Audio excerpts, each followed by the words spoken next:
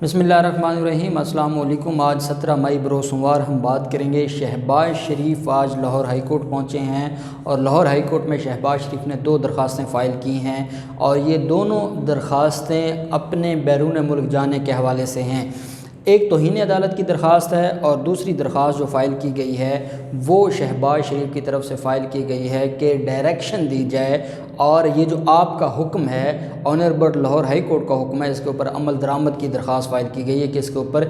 Execution का हुक्म जारी किया जाए, कि इसको एग्जीक्यूट किया जाए, इस आर्डर के ऊपर अमल दरामद किया जाए। ये 2 दरख्वास्तें फ़ाइल की गई हैं आज लाहौर हाई कोर्ट में शहबाज शरीफ की तरफ से। इन दरख्वास्तों में क्या मौक़िफ़ अपनाया गया है, बाई नेम सबको पार्टी बनाया गया है, किस किस को पार्टी बनाया गया है वो डिटेल्स मैं आपके सामने रखूँगा। उसमें जो 3 अहम ग्राउंड्स हैं वो मैं आपके सामने शेयर करने जा रहा हूँ। उससे पहले मैं आपको बताता चलूँ कि आज एहतसाब अदालत में 2 बड़े अहम केसेस की समाअत थी, एक एहतसाब अदालत में और एक मंशियात अदालत में।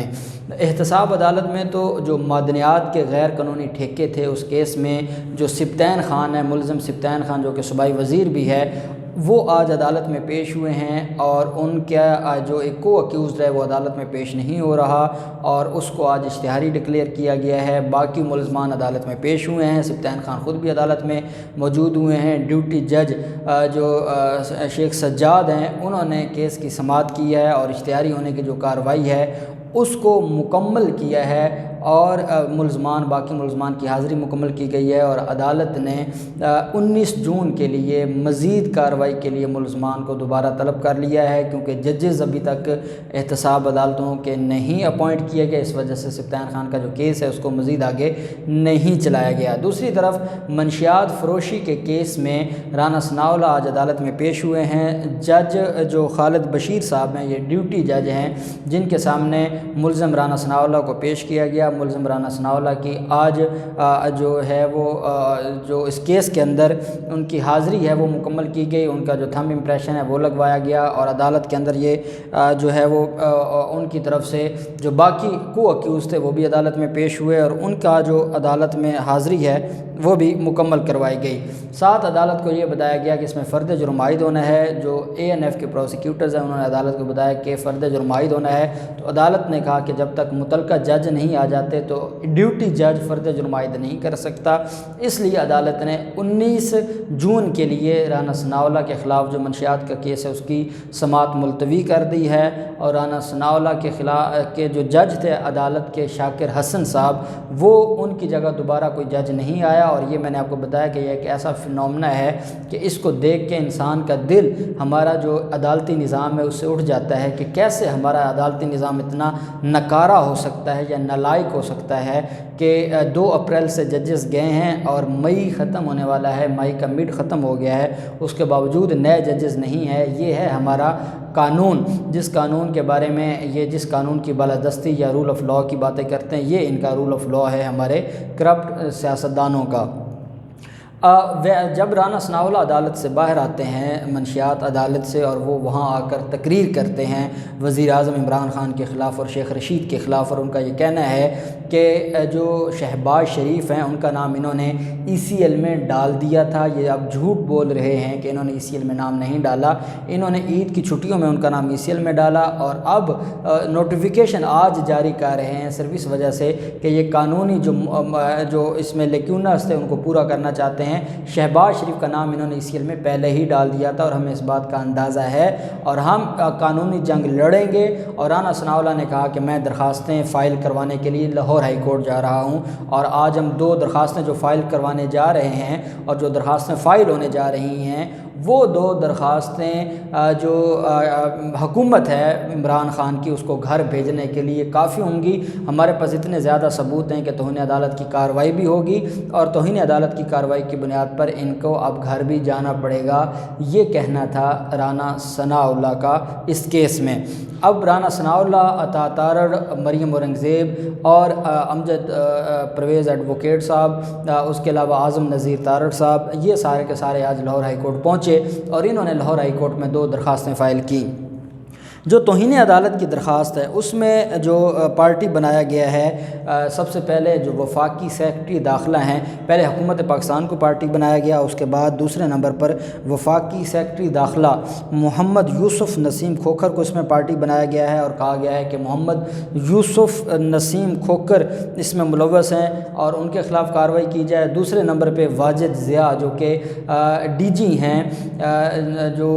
ایف آئی اے کے، ان کو پارٹی بنایا گیا ہے، واجد ضیاء کو، اور کہا گیا کہ واجد ضیاء نے توہین عدالت کی ہے۔ تیسرے نمبر پر ڈائریکٹر جو ہیں لاہور، جو ایف آئی اے لاہور کے ڈائریکٹر ہیں محمد رضوان، اس کو فریق بنایا گیا ہے اور کہا گیا ہے کہ انہوں نے بھی بڑی زیادتی کی ہے اور ان کو بھی سارے کے سارے معاملے میں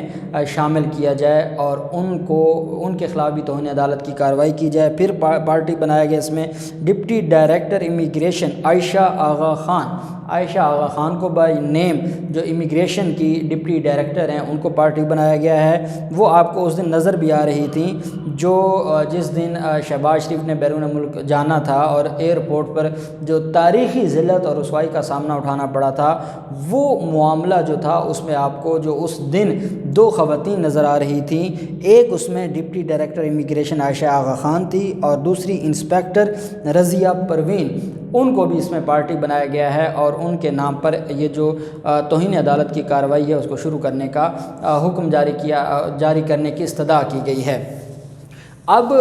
ایک چیز تو میں آپ کو قانونی پہلے بتا دوں کہ توہین عدالت کی درخواست ہمیشہ اس کے خلاف فائل کی جاتی ہے جو پہلے پارٹی ہو یا جس کو ڈائریکشن ہوئی ہو۔ اب واجد ضیاء کی حد تک اور وفاقی سیکرٹری داخلہ کی حد تک تو پارٹی ان کو بنایا گیا تھا، ڈی جی جو ہیں ایف آئی اے واجد ضیاء اور جو یوسف نسیم کھوکھر ہیں وفاقی سیکرٹری داخلہ، لیکن جو باقی ہیں ان کو پارٹی نہیں بنایا گیا تھا، جیسے ڈپٹی ڈائریکٹر امیگریشن ہے یا انسپیکٹر ہے نسرین اختر، ان کو پہلے پارٹی نہیں بنایا گیا تھا۔ جن کو پارٹی نہیں بنایا گیا یا جن کو عدالت نے ڈائریکشن نہیں دی، ان کے خلاف تو توہین عدالت ویسے نہیں بنتی کیونکہ ان کو عدالت کی طرف سے ڈائریکٹ ڈائریکشن نہیں تھی۔ اب دوسری طرف آ جاتے ہیں کہ جو یہ اب آپ کو میں توہین عدالت کی درخواست کا بتا رہا ہوں اور جو متفرق درخواست ہے وہ الگ سے ہے۔ اس درخواست میں یہ کہا گیا ہے کہ لاہور ہائی کورٹ کے حکم کے مطابق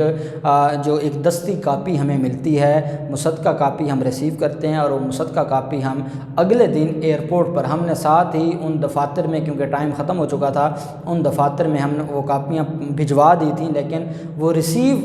نہیں ہو سکی تھیں آفیشلی۔ اس کی وجہ یہ ہے کہ دفاتر بند ہو چکے تھے۔ ہم جب صبح 10 بجے گئے اور امیگریشن جو اتھارٹیز ہیں، جو ڈپٹی ڈائریکٹر ہیں امیگریشن کی اور جو انسپیکٹر وہاں پر تھی، ہم نے ان کو آنریبل لاہور ہائی کورٹ کا فیصلہ دکھایا اور اس فیصلے میں ہم نے بتایا کہ اس میں لکھا ہوا ہے کہ آپ 8 ہفتوں کے لیے بیرون ملک جا سکتے ہیں۔ ساتھ شہباز شریف کا یہ کہنا ہے کہ جب مجھے لاہور ہائی کورٹ نے یہ دے دی، اجازت دے دی، اس کے باوجود رات کو ٹی وی چینلز پر بیٹھ کر شہزاد اکبر نے، شیخ رشید نے، فواد چودھری نے، فروغ نسیم نے، انہوں نے کہا کہ ہم ان کو بیرون ملک نہیں جانے دیں گے۔ لاہور ہائی کورٹ کے فیصلے کے بعد پوری دنیا نے میڈیا پر لاہور ہائی کورٹ کا فیصلہ سنا، ہم نے متعلقہ اتھارٹیز کو اس فیصلے کی کاپیاں بھجوائیں، اس کے باوجود انہوں نے ٹی وی پر بیٹھ کر توہین عدالت کی اور کہا کہ ہم اس کو بیرون ملک نہیں جانے دیں گے، اور اگلے دن بالکل ویسا ہوا جو مجھے ایئرپورٹ پر ڈپٹی ڈائریکٹر امیگریشن اور انسپیکٹر ایف آئی اے نے روکا ہے اور انسپیکٹر امیگریشن نے روکا ہے، وہ بیسیکلی حکومت کی اماب پر روکا گیا ہے اور ان کا پہلے ہی پلان تھا کہ یہ لاہور ہائی کورٹ کے آرڈرز کو اٹھا کے پھینک دیں گے ردی کی ٹوکری میں اور یہ اپنی مرضی کریں گے اور یہ لاہور ہائی کورٹ کے فیصلے کی توہین کریں گے۔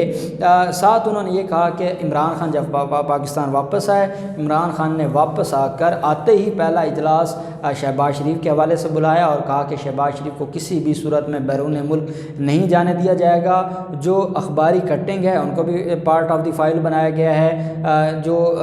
ان کی طرف سے ویڈیو بیانات ہیں ان کو بھی پارٹ آف دی فائل بنایا گیا ہے، ساری چیزیں ڈیٹیل کے ساتھ اس میں درج کی گئی ہیں۔ اب یہ توہین عدالت کی درخواست اور اس میں یہ کہا گیا ہے کہ ان سارے لوگوں کے خلاف کارروائی کر کے ان کو گھر بھیجا جائے۔ اب رانا ثناءاللہ کا پہلا جھوٹ تو یہاں سے ثابت ہوتا ہے کہ جب آپ نے نام ہی وفاقی سیکرٹری داخلہ